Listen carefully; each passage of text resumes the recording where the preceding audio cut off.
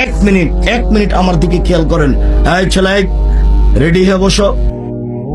আপনাকে আমি সেদিন অনুরোধ করেছি, ভুলেও ছেলে মেয়ের জন্য বদদোয়া করবেন না, ভুলেও ছেলে মেয়ের জন্য বদদোয়া করবেন না।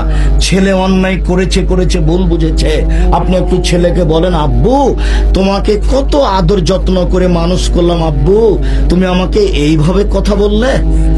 আপনার স্ত্রী বলবে, আব্বু তোমাকে আমি কত আদর যত্ন করে মানুষ করলাম, দুধ খাওয়ালাম, পানি খরচ করলাম, পেশাব পায়খানা পরিষ্কার করলাম, তুমি আজকে এইভাবে কথা বললে। আব্বু এই কথা বলেন, ছেলের জন্য কোনোদিন বদদোয়া করিয়েন না।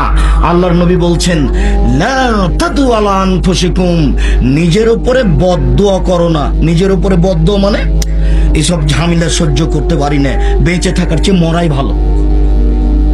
এটা হলো নিজের উপরে বদদোয়া। কথা কি বুঝতে পারলেন? জীবনে এরকম দোয়া করবেন না।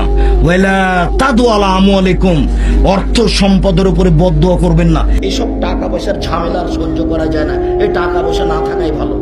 এটা হলো সম্পদের উপরে বদদোয়া করা। জিন্দেগিতে কোনোদিন অর্থ সম্পদের উপরে বদদোয়া করিয়েন না। মুসলিম, আল্লাহ রাসূল কঠোরভাবে নিষেধ করেছেন, ওয়ালা তাদু আলা আওলাদিকুম, ছেলে মেয়ের উপরে বদদোয়া করবেন না।